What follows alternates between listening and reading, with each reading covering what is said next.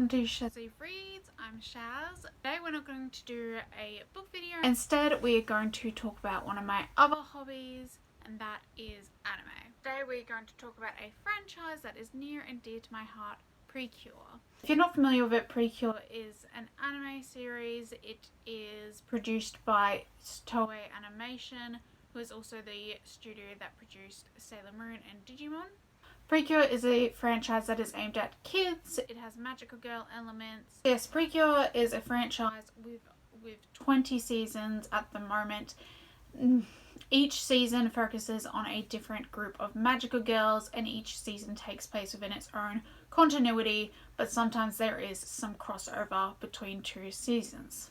Each entry kind of roughly follows the same formula. There's a victim of the week and a monster of the week formula seen in other series, again like Sailor Moon and Digimon, that also utilize that. I'm really fond of the franchise because I find it helps me calm down and relax. It is a show aimed at kids, which means that the stakes aren't quite so high as you would get with anime aimed at adults. So I really enjoy it as a way to take a break from all of the stresses in my life. So I have currently seen 10 out of the 20 current seasons in the franchise, and because that's a pretty big milestone, I wanted to make a video where I talk about the 10 seasons that I have seen and rank them.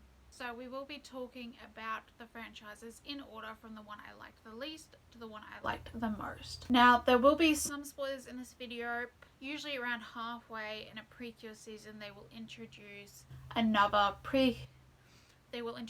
new Precure, and often these Precures have a civilian identity that's already been established. So it's usually meant to be a bit of a surprise as to who it's going to be. Be warned about that. I also haven't seen the Precure series, which is currently airing, Hirago Sky Precure, or Soaring Sky Precure as it's known in the US. Just because I know that if I watch it, I'm not going to be able to watch older seasons, and because I do want to catch up to it, I'm trying to hold off, but I am really looking forward to it.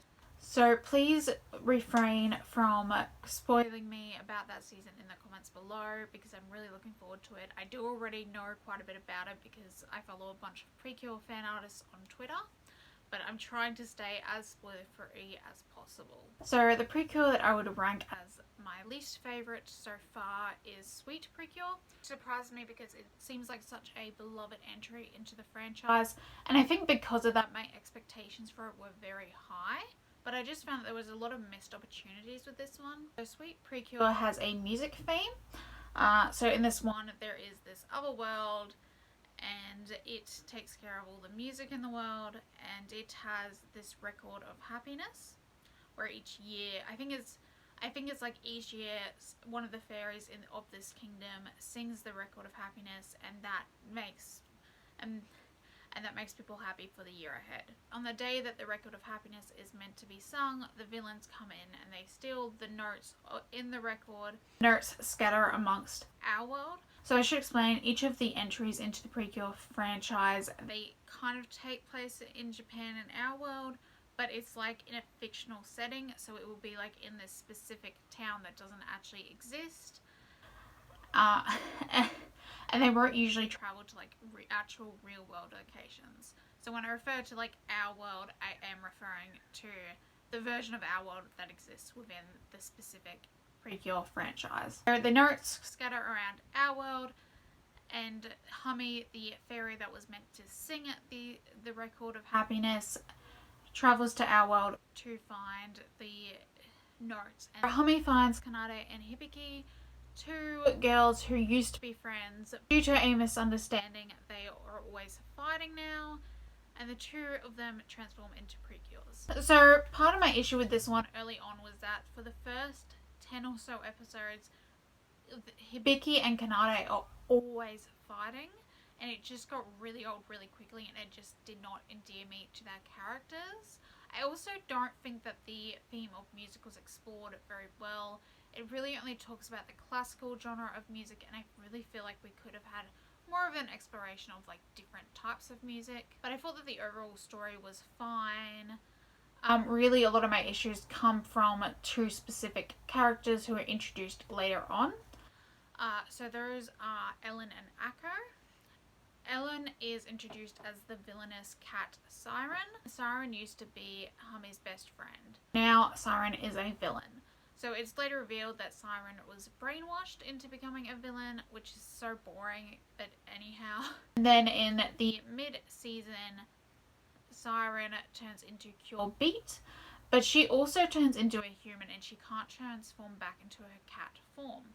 Now, I thought Siren was really interesting as a villain, and when she became a Precure, I was very excited. But they don't do a whole lot with this whole idea of her becoming a human. Like, there's no like fish out of water type jokes. She doesn't have an adjustment period to becoming a human. We don't even know like how she feels about the fact that she's no longer a cat. It's just never explored. It's never really, I don't think it's ever really explained as to why she can't turn back into a cat. And also, part of the reason why she was able to break free from her brainwashing was because she had this dream of singing the record of happiness with Hummy, and she can no longer do that as a human, and this is never really explored as to how she actually feels about this, and it was just really disappointing. I feel like there was a lot of missed opportunity with Ellen, and I was just so disappointed with how her story arc played out. And the same kind of goes for Akko. Akko is introduced as Kanade's younger brother's friend, and then towards the end of the series, she's revealed to be Cure Muse. I have a couple of issues with Akko. I think the main one is just that she didn't really have a whole lot of focus before she became a Cure. So her joining the team and starting to feel like the little sister of the group just felt very sudden, and I would have loved more development with that before she had become a Cure. Just to try to make her close relationship with the girls feel more natural instead of something like they're just accepting her into the team because she's a Cure. I also just grew frustrated with Akko. She doesn't really have a whole lot of flaws to her personality. Once she becomes a Cure, she her rough edges kind of soften. Her rough edges are kind of softened out, and she becomes very boring. I don't want to spoil too much, but I feel like they could have done so much more with Akko, and she ended up being like one of the most boring characters for me. Villains are also a weak part of this season for me. The majority of them are brainwashed. Brainwashing makes them such boring villains, which you realize that they're all being brainwashed. The only exception is the big bad, who doesn't get a whole lot of a chance to shine, and I just wish we had gotten more nuanced villains this season. So overall, while I can understand why people really love this season, I do think that the story is quite interesting. I just had those frustrations with it that I could not get past. Ranked number 9 is another fan favourite, and that is Go Princess Precure. This was another one where I had high expectations for, and it just didn't meet them. This one we follow Haruka, who is a girl who dreams of becoming a princess. When she is young, she is made fun of this dream, so she runs off. She meets Kanata, who encourages her dream and gives her a key. So in present day, now that Haruka is all grown up, she now attends an academy for teaching girls how to be graceful and ladylike and all of that. Her roommate Yui is attacked by the villains, and she meets the fairies Pafu and Aroma, and using the key she got as a child, she becomes a Cure Flora. So Pafu and Aroma are fairies who come from another kingdom, and their kingdom was destroyed by this witch. So Haruka steps up to save them, and also to further her dreams of becoming a princess. She also learns that Kanata, the boy who she had met when she was young, is actually the prince of this kingdom that has been destroyed. So part of my issue with this one is that it gave me strong Utena vibes, and Utena is my absolute favourite anime of all time. But unlike Utena, this one doesn't really do anything interesting with the ideas of fairy tales and the ideas of society's expectations of women or anything like that. Any of the interesting themes that Utena explores, Go Princess does not explore them. And I think I wanted it to be Utena so bad, and it wasn't. In particular, one element that I really did not like about this season was Kanata. Kanata is 18 to Haruka's 13. And they do have this romance going on, and it's so icky. In particular, there's an arc where Kanata loses his memories and he believes he is an ordinary person, but he still seems into the 13-year-old Haruka. And that just really icked me out because I knew that there was going to be a romance element of this season, but I didn't realize it was going to be an age gap romance. It's not like it's focused on in the way that, say, Usagi and Mamoru's relationship is focused on in Sailor Moon, but it was still enough to just really just ruin my enjoyment of this series, especially because almost every Haruka focused episode also focused on Kanata, and they just did not work for me. The other characters I did quite like, particularly Kirara. So Kirara is a model. She is aiming to be a supermodel, and she is super busy, and she initially refuses to become a Precure because she's so busy, and I just loved that. I thought that was so much fun. I love how blunt she is. I love how ambitious she is. She really became one of my favorite Precure while I was watching the series. I do also absolutely adore the Precure designs for this season. They are so pretty and they really match the theme of princesses. The transformation sequences are gorgeous, especially Kirara's. But for some reason, some of the attacks this season used 3D CGI style animation, and while it's not the ugliest CGI I've ever seen, it made them really hard to watch. And it's a shame because some of the other attacks are done using traditional hand-drawn animation and they look so much better that I was always disappointed whenever we would go back to that 3D CGI style. The mascots this season are pretty good. I like Pafu. She's a dog and I love dogs, so I liked Pafu. I will mention though, she is voiced by Nao Toyama. I hope I pronounced that correctly. And they use her voice for a lot of background characters, but now Toyama has such a distinct voice that you can clearly tell it's her. So it just amused me whenever I would hear Pafu's voice used for a human character, because again, she's just got such a distinctive voice that it was such a bizarre choice. There's also Aroma, who is a bird fairy, and he didn't annoy me as much as I thought he would do. He's fine. I don't have any particular feelings about Aroma. I do have feelings about the other mascot, who is Miss Shamor. Miss Shamor is this cat. She's a tutor. She's a royal tutor, and she teaches the girls how to be more princess-like. And she is just fabulous. She can turn into a human. Her design is so awesome. Every time she's on screen, it is such a delight.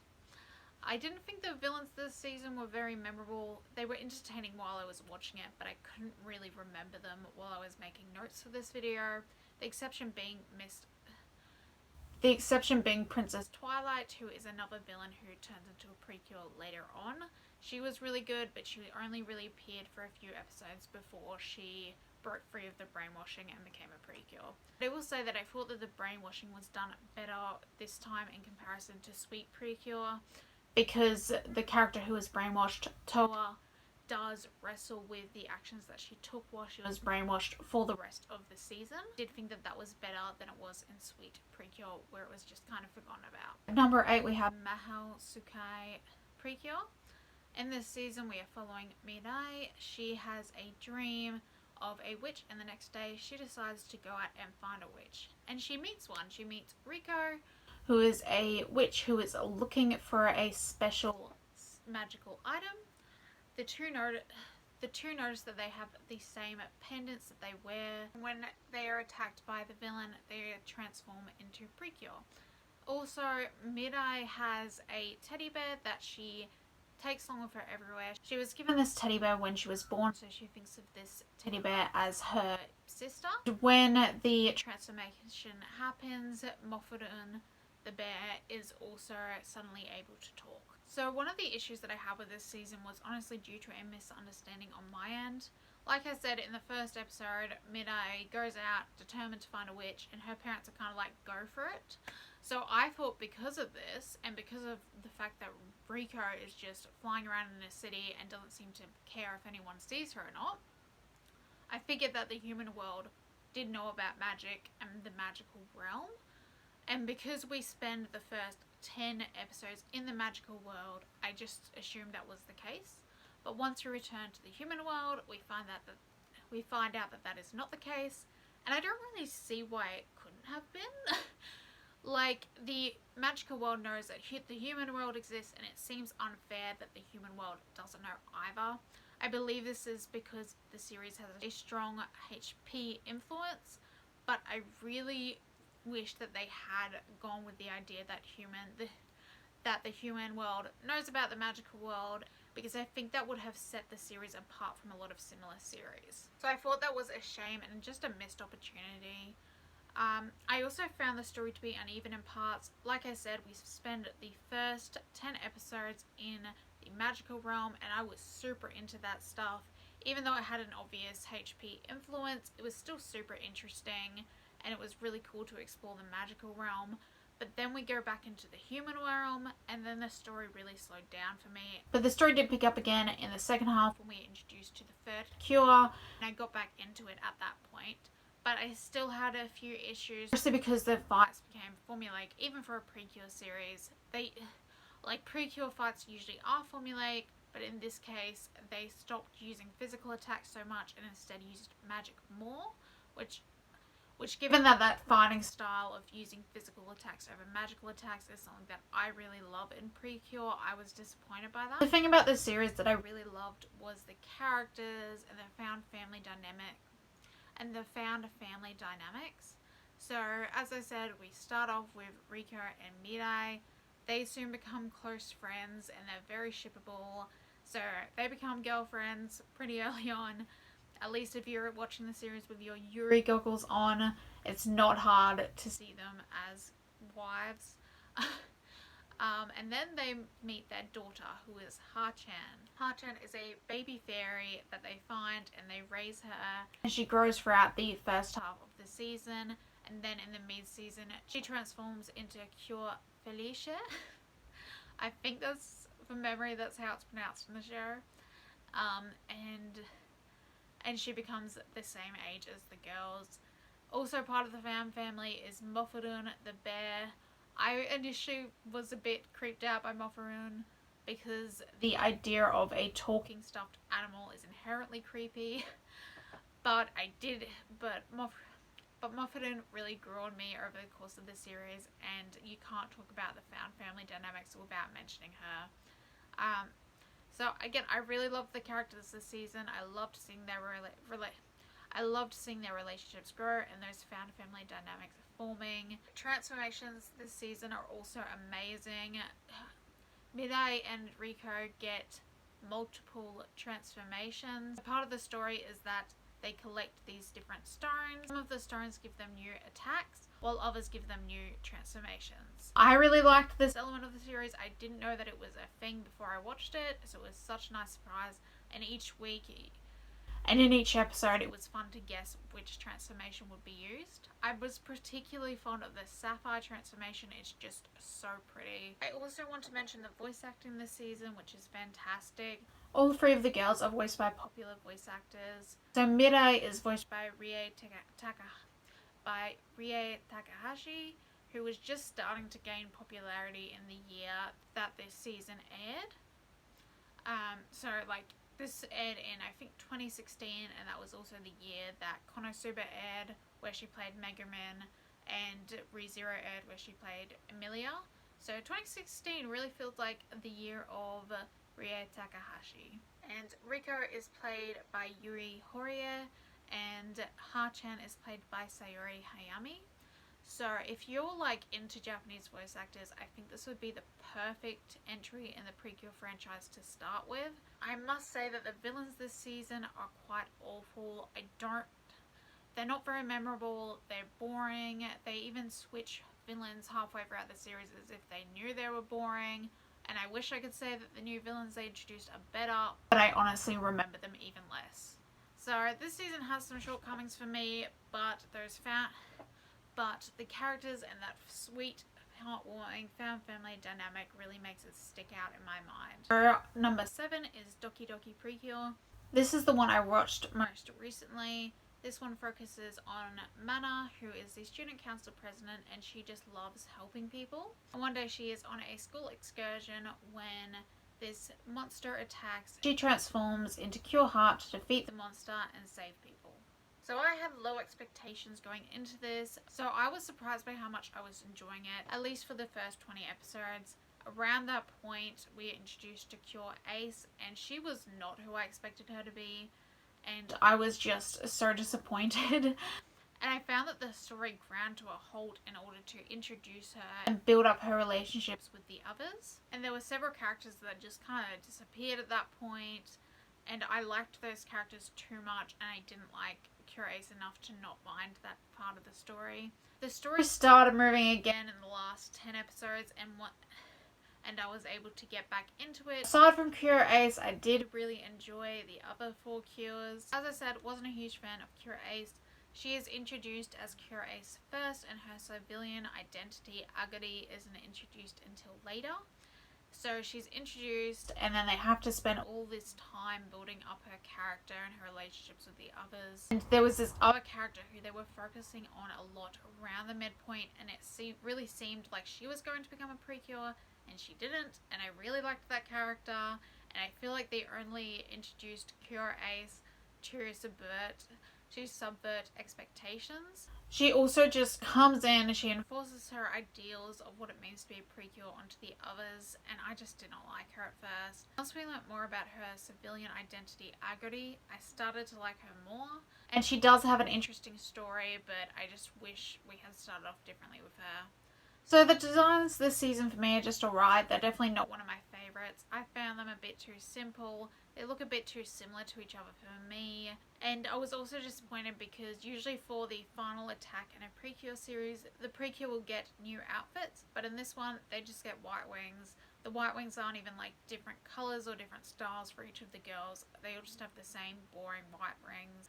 And I was excited to see them get new outfits, and I was sad that we didn't. I do want to mention briefly, this wasn't something that I had personally noticed while I was watching it, but each of the girls has poses that they do at the end of their transformation sequence, and these poses are references to the iconic Sailor Moon poses. So I will put a screenshot of the tweet on screen so that you can see for yourself, as well as a screenshot of another tweet that this user did talking about how cool the little finger poses that the girls do, like Heart has like a heart over here. Each of the girls has their own mascot that they use in their transformation sequences, and they're pretty meh for this season.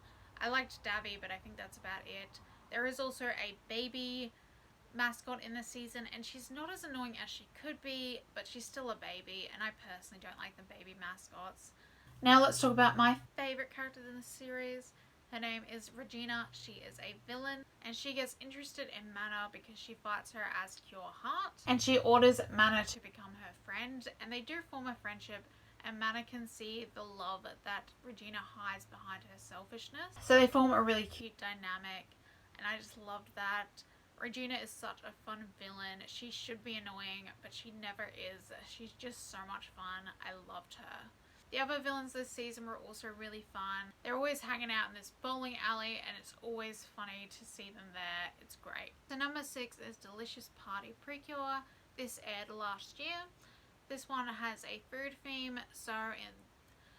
So there's this magical kingdom that holds all the recipes of the world, and if those recipes are stolen, the food loses its taste. But the kingdom is attacked by the villains, and a guard called Rosemary is sent down to our world, along with some fairies, to find some precures and to save the recipes. So like I said, this entry focuses on food, and I do think it could have been explored more. Like in the first episode, we see the effects that having recipes stolen has on food, and like we see all these shops that are closed down because the taste of their food suddenly changed, and a lot of these stores are Latin based, and I feel like there was an opportunity to talk about food and its relationship to different cultures and how the disappearance of these foods would affect those cultures. But this isn't really explored. I do love the way that eating is portrayed. The main character, Yui, has a big appetite, but this appetite is never portrayed as a shameful or a bad thing. And this is a message that I could have used when I was younger, and it's a message that I still need now, so I really like that aspect of the series. I also felt like all of the girls had their own distinct personalities and character arcs, and the transformations are lovely this season. The designs do look a bit busy, but I can see how they would appeal to kids. and the transformations are just so much fun to watch that I can't be mad. I also thought that the mascots in this season were very cute, particularly Pam Pam, who is of course a dog. I love the dog mascots, and Pam Pam is no exception. I do want to warn, one of the mascots, Kome Kome, does turn into a baby at some points. So I can see that annoying you if you're not a fan of baby mascots. She's much cuter as a fox than she is as a human baby, let me tell ya. The villains in this one are also very fun and memorable, and they feel like they had their own motivations instead of just being evil, which I really enjoyed. We do have another brainwashing case in this season, but like with Go Princess, I do feel like it's explored pretty well. The character who was brainwashed turns into a Precure, and she has to deal with the actions that she took while she was brainwashed. And she also has to deal with the fact that she can't forgive the people who brainwashed her, and how her inability to forgive them runs counter to the ideals that she had been taught.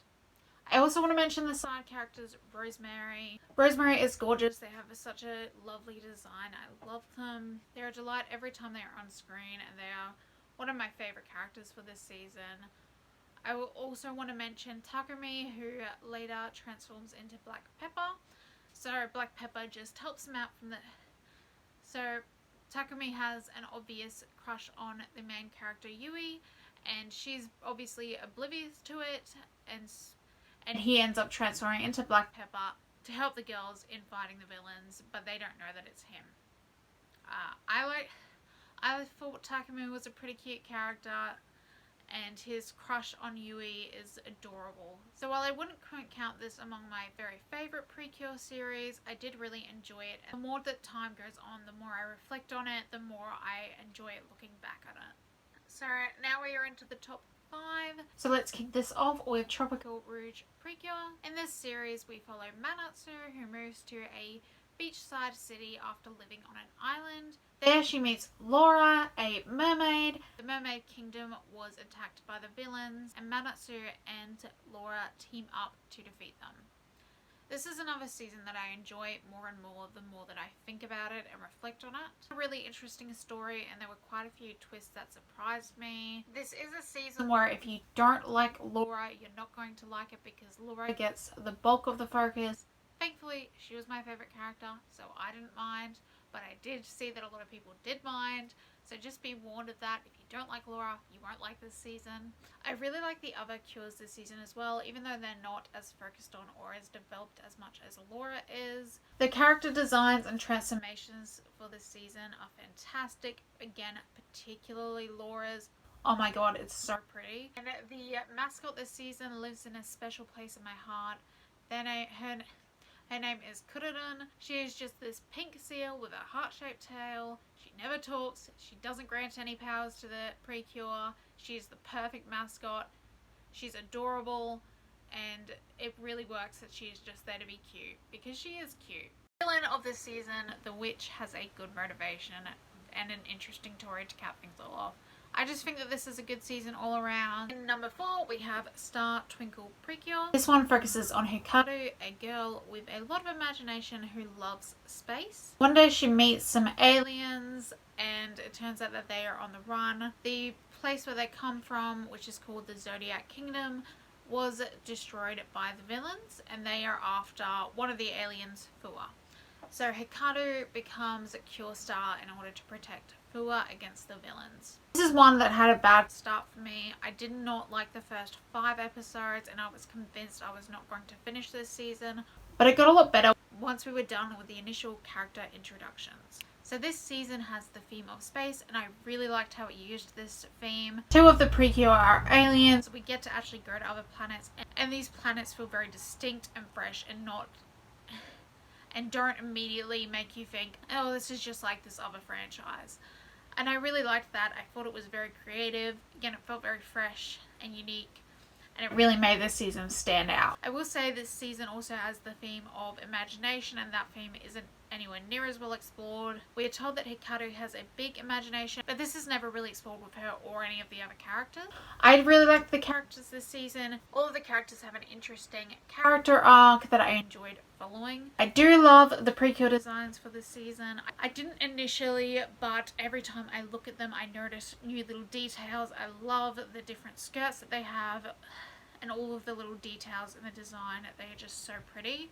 For some reason, this season made the decision to have the girls singing as they transform.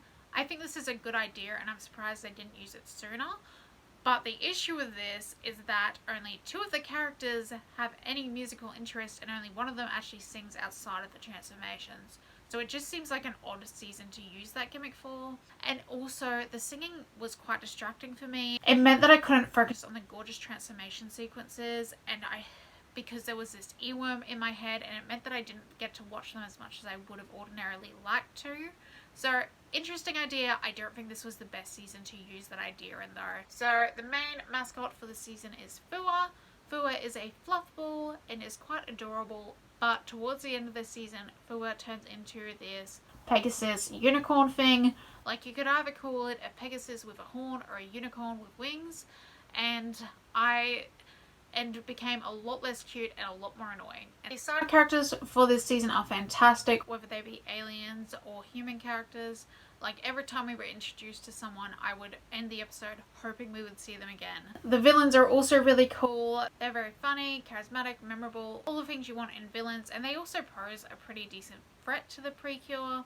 They also have this really cool gimmick where each of them interacts with the victim of the week in a different way. So one of them uses the victim of the week to create a new weapon, and that weapon is different for each person. I thought that was a really fun idea, and I really enjoyed how it was used. I also liked how the Precures and the villains were kind of paired off, so each of them had a relationship with a certain cure, and that was really interesting. Great stuff with the villains. This is another season where I think that it's just good all around, and the more that I think about it, the more that I like it. At third place, we have Healing Good Precure. This one, we follow Nodoka. Nodoka has been sick her entire life, but she's recently been miraculously cured. She meets these fairies who come from a different world, and this different world is in charge of healing the earth, but the villains have attacked the place, and so these fairies are on the run. And Nodoka transforms into a Precure to save the earth. I watched this season when I was feeling quite down, and it sure did heal me good. That's the main reason why I love this season so much. While I was writing notes for it, I kind of was like, like, when I actually think about this, I don't think it's as good as Star Twinkle or Tropical Rouge. So if I'm talking objectively, I would definitely rank this below those other 2, but because this is a subjective ranking, it stays in third place. It might end up falling later, but it's staying there for now. I really enjoyed the characters this season. They were very fun, and I enjoyed seeing their relationships grow. This season has my favorite cure of all time, which is Cure Earth. I love her. She is a rare Precure who is introduced as a cure first and as a civilian second. She is actually a wind spirit that is born from the wishes of the Queen of the Healing Kingdom, and then she is given the name Asumi for her human form. So I love Cure Earth mostly because I love her transformation, and I love her design so much. I also am a sucker for airhead characters, and I love characters who have to learn about their emotions, and I love her relationship with Latte, who is one of the mascots. Yeah, I love Cure Earth. She is currently my favorite Precure. The transformations and the designs of this season are just so gorgeous. I love them so much. Again, especially Cure Earth's transformation. It is so good. I could watch it all day. It just brings me joy. The mascots this season are very cute as well. I particularly like Peggy-tan, who is a cute penguin. But I also really love Latte, who is like the main mascot for this season. She is the princess of the Healing Kingdom, and she is a dog. She rarely talks, so obviously I instantly loved her. She's very cute, and her relationship with Asami is so adorable. I love them so much. I think the villains of this season are quite bad. They're probably where the season suffers the most. They're not very memorable. They don't really have their own personalities. The one exception to this is Daruizen, I think his name is, and he has an interesting relationship with Nodoka that is actually really interesting, and is one of the things that really stood out to me about the season when I watched it, but I don't want to spoil it. He's probably the exception to the rule. Aside from him, all the villains this season, they don't do anything really interesting with them, and they feel like, again, wasted opportunities. I love this season, but I must admit that the more time goes on, the less I like it, but for me it came at the perfect time where I needed some comfort, and it really did provide it for me. In number 2 we have Heartcatch Precure. To be honest, the main reason why this is number 2 and not number 1 is because it was the first Precure I ever saw, so my memories of it are pretty vague. In this one there is this heart tree which connects people's hearts together, and the villains attack it. We start the series seeing the defeat of Cure Moonlight, and so the heart tree sends some fairies down to Earth to find new Precure. Like I said, this was the first Precure I had ever watched, and I was just drawn in by the aesthetics, by the fighting style, by the music, by the animation. I loved all of it. To this day, this entry has my favorite transformation sequences. They're so pretty, they're so much fun to watch. The main characters this season I really liked, and I remember that this season did something really cool with its side characters at the end, which I hadn't seen done in a magical girl show before. I also remember that the villains were very fun, but unfortunately I don't remember them that much. See, this one's hard to talk about because I don't remember much about it. I really need to rewatch it, and I really want to rewatch it because I remember loving it so much. But because it was like the first one I ever saw, my memories of it are so vague. Still, I remember enough about it to be like, the story was really interesting and the characters were fantastic. So this definitely has earned its second place in this list. And who knows, if I end up rewatching it, it might end up taking the first place back. So finally, my number 1 favorite Precure season is Hugtto Precure. So in this one, we meet Hannah. Hannah wants to be a grown-up and a big sister type character. And one night, a baby falls from the sky, and she has to protect this baby. She names the baby Hugtto, and she transforms into a Precure to protect this baby. Yeah, the story of this one is really good and interesting, and it does a lot to like mess around with the formula of the series. It does have its shortcomings though, namely it does have an age gap romance. This is between Hannah and the main villain. I don't want to spoil too much, but this was a romance that I wish I had known about before going into it, which is why I'm talking about it. It's like that mars an otherwise amazing season. Another one where each of the characters have their own character arc, and they were all interesting to follow. Side characters are also really interesting, and like with Heartcatch, they do something interesting with them at the end. Yeah, I felt this was a great season all around. The villains are also fantastic. They each have interesting motivations. They're all very fun whenever they appear on screen.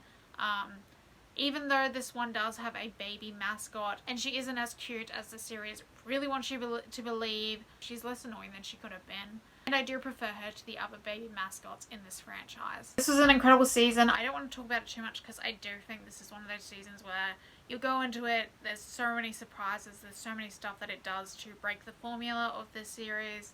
And also I can feel that my voice is getting quite sore.